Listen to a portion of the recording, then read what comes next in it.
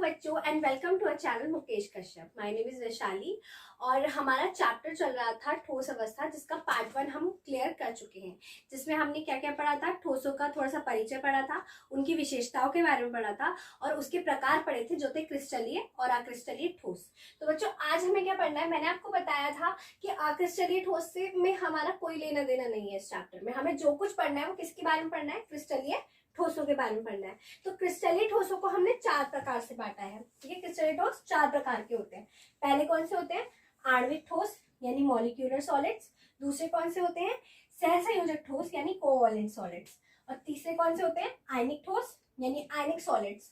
और चौथे होते हैं धात्विक ठोस यानी मेटालिक सॉलिड्स। ठीक है, हमें इन चारों के बारे में अच्छे से पढ़ना है। मैं आपको एक टेबल के थ्रू इसे आराम से समझा दूंगी, जिसमें आपको इनमें डिफरेंशिएट भी हो जाएगा, यानी इनके बीच का जो भेद होता है वो भी पता चल जाएगा और आप इनके बारे में समझ भी पाओगे। ठीक है, तो देखो बच्चों, हमने इन चारों को अलग अलग कैटेगरी में डिवाइड कर दिया है। ठीक है, इसके लिए एक टेबल बनाई है और हम किन चीजों के आधार पर इन्हें बांटेंगे। पहला है घटक कण, दूसरा इनमें जो बल लग रहे हैं उन बलों की प्रकृति के ऊपर, तीसरा कि इनका गलनांक कैसा है और चौथा कि इसके विद्युतीय गुण कैसे हैं। ठीक है, तो हम इन चारों के बारे में एक एक करके देखते हैं। तो बच्चों पहले बात करते हैं घटक कणों की, कि घटक कण कौन से यूज होते हैं। घटक कण कह सकते हो या आप अवयवी कण कह सकते हो। मैंने बताया था घटक कण या अवयवी कण क्या होते हैं, जिनसे मिलकर ये पदार्थ बने होते हैं। ठीक है, जैसे अणु से मिलकर बने हैं, परमाणु से बने हैं, आयन से बने हैं, जिससे भी मिलकर बने हैं वो इसका घटक कण होता है। ठीक है, तो बच्चों आप पहले देखते हैं आणविक वाले में। इसके नाम से ही पता चल रहा है कि आणविक, और इसको हमने इंग्लिश में क्या बोला था, मॉलिक्यूलर, यानी इसमें मॉलिक्यूल यूज हुआ है, यानी अणु का यूज हुआ है। तो इसका घटक कण क्या होगा, इसका घटक कण होता है अणु। ठीक है, तो इनके घटक कण क्या होते हैं, अणु होते हैं। अब किस में आते हैं हम, सहसंयोजक में। तो बच्चों सहसंयोजक जो होते हैं, सहसंयोजक क्या होते हैं, इसमें घटक कण जो यूज होता है वो इनका होता है यूज परमाणु। क्या यूज होता है, परमाणु, क्योंकि जो हमारे परमाणु होते हैं उनके बीच में तो सहसंयोजक बंध बनते हैं। आपने सहसंयोजक बंधों के बारे में अब तक पढ़ा होगा, 11th में थे आपके कोर्स में कि सहसंयोजक बंध क्या होते हैं। ठीक है, तो इनमें कौन सा घटक कण यूज होता है, परमाणु यूज होता है। फिर किस पे आते हैं, आयनिक पे। अब बच्चों आयनिक के नाम से ही पता चल रहा है कि इसमें आयन्स होंगे, है ना। आयन मतलब एनायन, कैटायन, यानी पॉजिटिव और निगेटिव। तो इसमें घटक कण हमारा क्या होने वाला है, इसमें हमारा घटक कण होता है आयन। क्या होता है इसमें, घटक कण आयन होता है। अब अगर हम बात करें धात्विक की, तो बच्चों धात्विक का मतलब है जो भी धातु है, जैसे आपके पास कॉपर है, आयरन है, तो वो किससे मिलके बने हैं, कॉपर के परमाणुओं से मिलके बना है, आयरन के परमाणु से मिलके बना है, एल्यूमिनियम के परमाणु से मिलके बना है। यानी वो जो भी धातु है उस धातु के परमाणुओं से मिलके बना है। तो यानी इसमें हमारा घटक कण क्या होगा, धातु परमाणु, यानी जो भी हमारे पास धातु है उसका परमाणु क्या होगा, हमारा घटक कण होगा। ठीक है, अब बच्चों बलों की प्रकृति के आधार पर, यानी कि ये ठोस पदार्थ जो है, हमने आपको कल भी बताया था कि ठोसों के बीच एक बल होता है, तभी तो वो एक दूसरे से चिपके हुए होते हैं। द्रव्यों में बल कम हो जाता है, गैसों में और कम हो जाता है। ठीक है, तो यहाँ पे इनमें आखिर बल है कौन कौन से बल है जो यूज हो रहे हैं, कौन कौन से हैं जिनका इस्तेमाल हो रहा है इन्हें बांध के रखने के लिए। तो बच्चों अगर हम आणविक की बात करें, तो आणविक में जो बल यूज होता है, यानी मॉलिक्यूल्स के बीच में, आपने कहा होगा नॉर्मल मॉलिक्यूल्स की बात हो रही है। ठीक है, जो सिंपल अणुओं से मिलकर कोई पदार्थ बना होता है। तो आप जानते हो कि कोई भी अणु होते हैं तो उनके बीच में कौन सा बल यूज होता है, वो बहुत ही कमजोर बल भी होता है। सबसे कमजोर बल होता है वो होता है वंडर वॉल्स बल। ठीक है, वंडर वॉल्स बल। और बच्चों इसमें एक प्रकार का बल और प्रयोग में आता है, जहां पे मॉलिक्यूल्स हाइड्रोजन के हो। ठीक है, जहां पे मॉलिक्यूल्स हाइड्रोजन के हो और वो किसी ऐसे मॉलिक्यूल के साथ हो जो इलेक्ट्रोनेगेटिव हो। ठीक है, यानी उसकी विद्युत ऋणात्मकता बहुत उच्च हो। अगर ऐसे के साथ हाइड्रोजन है प्रेजेंस में, तो वहां पे कौन सा बल लगता है बच्चों, वहां पे लगता है हाइड्रोजन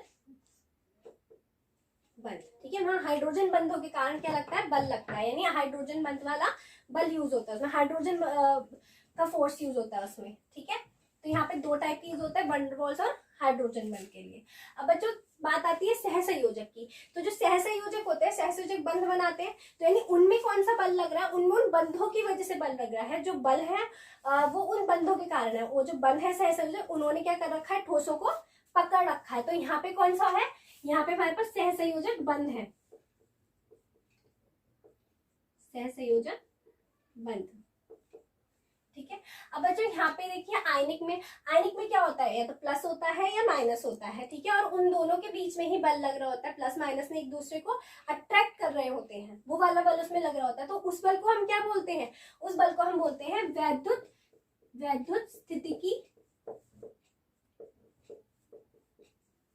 स्थितिकी आकर्षण बल।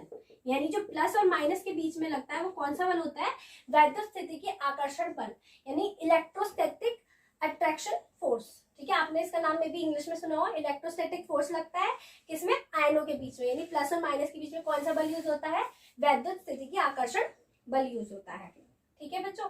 और धात्विक, अब देखते हैं धात्विक में कौन सा यूज होता है। धात्विक में बता देना, तो धात्विक में कौन सा यूज होता है बच्चों। देखिए अभी हमने बताया कि क्या होता है, इसमें धातु परमाणु होते हैं, तो धातु परमाणुओं के बीच में जो बल लग रहा होता है इसमें वो बल यूज होता है। और धातु परमाणु में क्या है, धात्विक बंध है उनके बीच में, धातु में जो बंध होता है उस बंध के कारण इस पे बल लग रहा है, इसलिए यहाँ पे कौन सा होता है, धात्विक बंध के कारण यहाँ पे क्या लगता है, आकर्षण बल लगता है, ठीक है। अब बच्चों हम आते हैं गलनांक के ऊपर, ठीक है। गलनांक क्या होता है, गलनांक किस पे निर्भर करेगा, गलनांक निर्भर करेगा कि इन बलों की प्रकृति कैसी थी, ठीक है। जितना अधिक बल लग रहा होगा उतना ज्यादा मुश्किल होगा तोड़ना पदार्थ को, उनके अणुओं को दूर दूर करना, उतनी ज्यादा आपको एनर्जी देनी पड़ेगी, यानी उतना ज्यादा आपको टेम्परेचर बढ़ाना पड़ेगा, और उतना ही ज्यादा क्या होगा उसका गलनांक होगा। तो बच्चों हम अगर आणविक की बात करें तो इसमें कौन सा बल लग रहा है, वंडरवॉल्स बल। और मैंने अभी जिक्र किया कि सबसे कमजोर, सबसे क्षीण बल होता है वंडरवॉल्स, ठीक है। जितने भी फोर्स ऑफ अट्रैक्शन आप पढ़ोगे, ठीक है, जितने भी आकर्षण बल आप पढ़ो उनमें सबसे क्षीण कौन सा होता है, वंडरवॉल्स बल सबसे क्षीण होता है। तो इसलिए इसका गलनांक क्या होता है, इनके गलनांक बहुत नीचे होते हैं, क्योंकि जब बल इतना कमजोर है तो एकदम से हीट देने पे, एकदम से उन्हें एनर्जी देने पे वो जो बॉन्ड्स होते हैं वो ब्रेक हो जाते हैं, यानी बॉन्ड टूट जाते हैं, और क्या हो जाता है, उनके अणु अलग अलग हो जाते हैं। तो इसमें इसका कैसा होता है गलनांक, निम्न गलनांक होता है, ठीक है। अब बच्चों बात करते हैं सहसंयोजक की। तो बच्चों सहसंयोजक बंध जो होते हैं वो बहुत ज्यादा मजबूत होते हैं, बहुत स्ट्रांग होते हैं, उनको तोड़ना बहुत ज्यादा मुश्किल है। तो इस कारण का गलनांक कैसा होगा, क्योंकि इन्हें तोड़ना बहुत ही ज्यादा मुश्किल है, तो इन सभी में जितने भी हैं यहाँ आणविक, सहसंयोजक, आयनिक और धात्विक, इन सभी में सबसे ज्यादा जो गलनांक होता है वो किसका होता है, सबसे ज्यादा गलनांक होता है सहसंयोजक का। तो इसलिए हम इन्हें क्या कहेंगे, अति उच्च गलनांक, अति उच्च गलनांक होता है इनका, ठीक है। अब बच्चों बात करते हैं आयनिक की। तो जो आयनिक होते हैं इनमें क्या होते हैं, हमारे आयंस होते हैं, और इनमें कौन सा फोर्स लगता है, वैद्युत स्थितिकी आकर्षण बल। तो ये भी बहुत मजबूत आकर्षण बल होता है, ठीक है। तो इन्हें भी ब्रेक करना मुश्किल होता है, लेकिन सहसंयोजक से ज्यादा मजबूती, मतलब ज्यादा ताकतवरी बल नहीं होता है, सहसंयोजक से कमजोर होता है, ठीक है, और धात्विक से भी थोड़ा सा ज्यादा होता है, ठीक है। इसलिए इन्हें क्या नाम देंगे हम, इसलिए इन्हें नाम देंगे उच्च गलनांक, यानी इनका गलनांक कैसा होता है, उच्च होता है। अब बच्चों बात करते हैं धात्विक की। तो जो धात्विक बंध होते हैं वो भी काफी मजबूत होते हैं, आपने देखा भी है कि धातु को गलाना मुश्किल होता है, उनका टेम्परेचर हाई करना पड़ता है तब जाके वो गलती है। गलनांक वही तो होता है जिस पॉइंट पे आके कोई भी पदार्थ गलने लगता है। तो बच्चों ये जो बल होता है ये भी बहुत मजबूत होता है, लेकिन सहसंयोजक के मुकाबले इतना मजबूत नहीं होता। तो इसे हम अति उच्च नहीं कहेंगे, हम इसे भी क्या बोलेंगे, उच्च बोलेंगे। तो इनके गलनांक भी कैसे होते हैं, उच्च गलनांक होते हैं, ठीक है। कैसे होते गलनांक इनके, उच्च होते हैं। तो बच्चों हम बात करते हैं विद्युतीय गुण की इनके, ठीक है। विद्युतीय गुण से हमारा मतलब है कि इनकी कंडक्टिविटी, यानी ये मतलब वो बिजली को अपने अंदर पास करा सकते हैं, ये करंट को पास करा सकते हैं अपने अंदर या नहीं पास करा सकते, कुचालक है, सुचालक है, अर्धचालक है, कैसे होते हैं हम इस बात पे डिस्कशन करते हैं। तो बच्चों जब बात आती है आणविक की, तो आणविक जो होते हैं वो बिल्कुल कुचालक होते हैं, यानी उसमें किसी भी तरीके की ना तो हीट और ना ही किसी तरीके का करंट पास हो सकता है, ये पॉसिबल नहीं होता इसमें, ठीक है। तो ये कैसे होते हैं, ये कुचालक होते हैं, इनका विद्युतीय गुण कुचालक होता है। जबकि बच्चों अगर हम बात करें सहसंयोजक की, तो सहसंयोजक जब नॉर्मल होते हैं तो वो कैसे होते हैं, कुचालक ही होते हैं, कुचालक की तरह व्यवहार करते हैं। लेकिन अगर इनमें कोई अशुद्धि मिला दी जाती है ना, अशुद्धि मिला दी जाती है, इस बारे में आप बाद में पढ़ेंगे, डोपिंग जिसे बोलते हैं। अगर इनमें आप कोई अशुद्धि मिला देते हो तो ये किसकी तरह व्यवहार करने लगते हैं, ये सुचालक की तरह व्यवहार करने लगते हैं। तो ये यानी सुचालक भी हैं और कुचालक भी हैं। तो हम इन्हें क्या कह सकते हैं, हम इन्हें अर्धचालक कह सकते हैं। क्या कह सकते हैं हम इन्हें, अर्धचालक, क्योंकि अगर इनमें डोपिंग कर दी जाए यानी इनको अशुद्धि मिला दी जाए तो क्या होता है, ये अर्धचालक की तरह या सुचालक की तरह व्यवहार करना प्रारंभ कर देते हैं। अच्छा बच्चों, अब हम बात करते हैं आयनिक की। तो बच्चों, आयनिक में क्या होता है, आयनिक भी कुचालक ही होते हैं, लेकिन अगर इनकी गलित अवस्था में या विलयन के रूप में बात की जाए तो ये किसकी तरह व्यवहार करते हैं, सुचालक की तरह।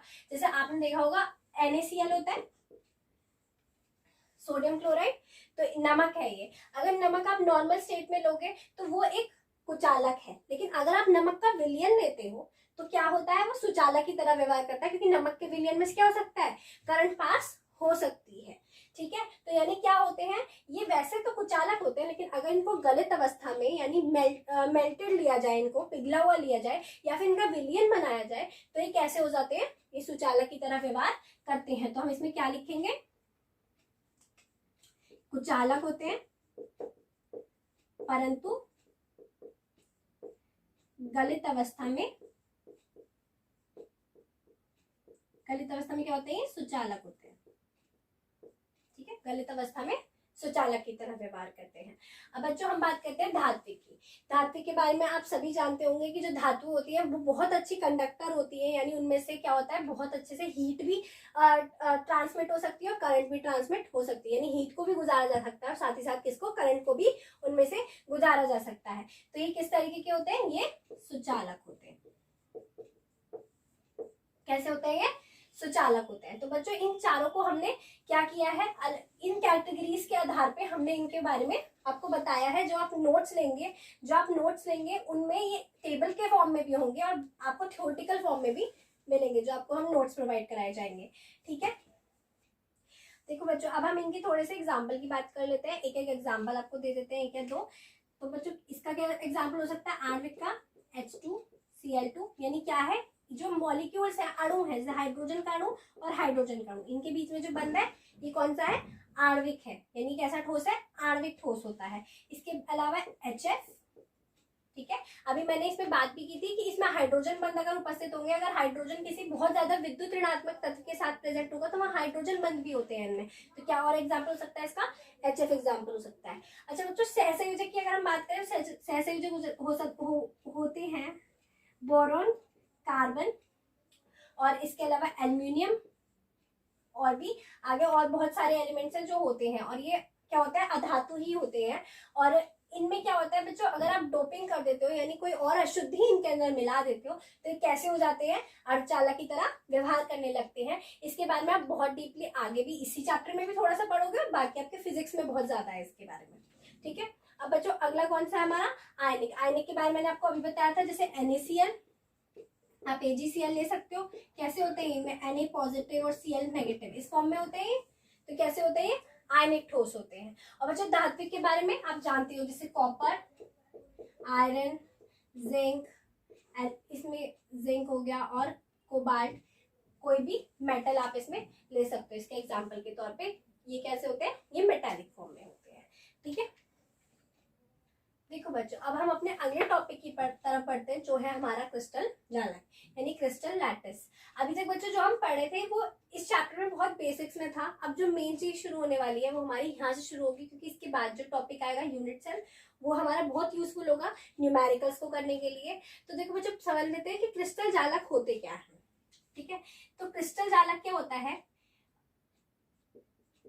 त्रिविम में अवयवी घटकों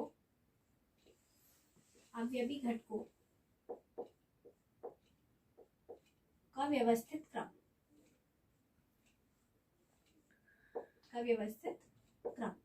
ठीक है, अगर हम इसे शॉर्ट में बोले तो क्या मतलब होगा क्रिस्टल जालक का, त्रिविम में अवयवी घटकों का व्यवस्थित क्रम।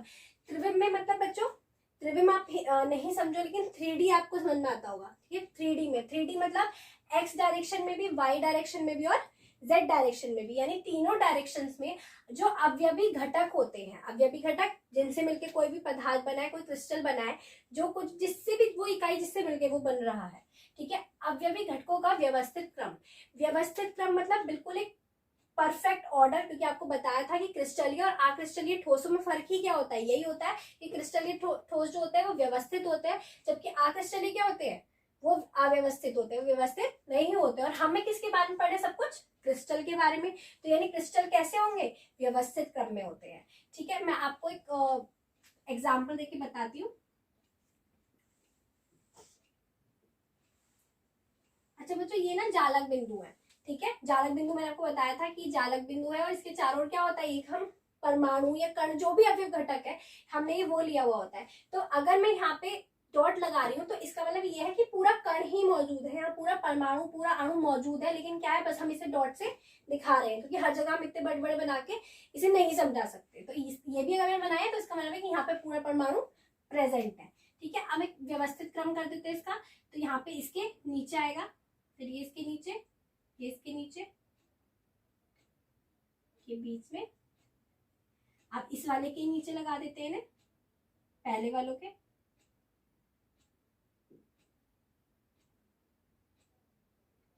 ठीक है, एक लाइन और बना लेते हैं अब इस।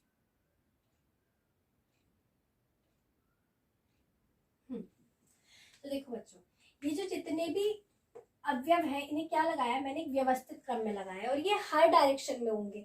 अभी जब मैं इनको कवर करूंगी तो आपको एक बात समझ में आएगी कि ये कैसे हर डायरेक्शन में जा रहे हैं। ये एक्स डायरेक्शन में भी दिखेंगे, वाई में भी, जेड में भी, यानी इससे मिलकर क्या बनेगी? एक 3D स्ट्रक्चर हमारी बन पाएगी।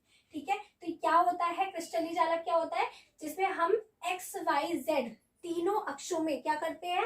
अवयवी घटकों को व्यवस्थित क्रम में लगाते हैं, और उससे प्राप्त जो जटिल संरचना होती है, हम इसे जटिल बोलते हैं क्योंकि देखने में बहुत डिफिकल्ट सी लगती है, तो जो जटिल संरचना प्राप्त होती है वो हमारी क्रिस्टलीय जालक कहलाती है। एक बार फिर से डेफिनेशन रिपीट कर रही हूँ, एक्स वाई तथा जेड तीनों अक्षों में, ठीक है, अवयवी घटकों का या अवयवी कणों का व्यवस्थित क्रम से बनी जटिल संरचना क्या कहलाती है? क्रिस्टलीय जालक कहलाती है।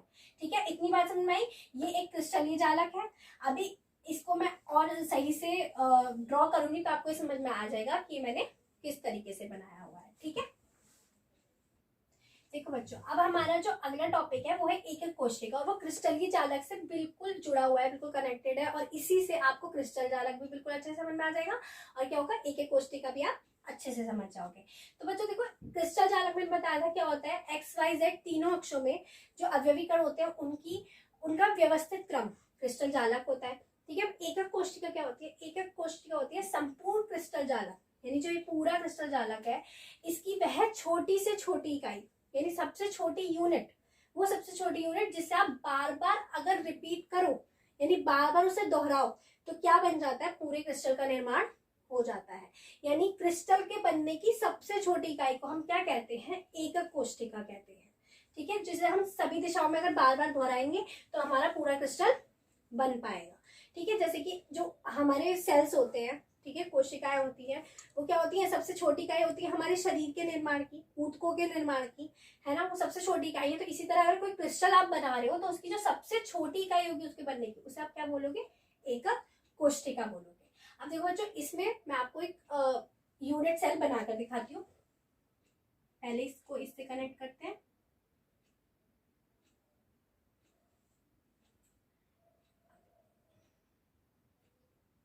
यहाँ पे इसको, इस पॉइंट को इससे कनेक्ट करते हैं, इसको इससे,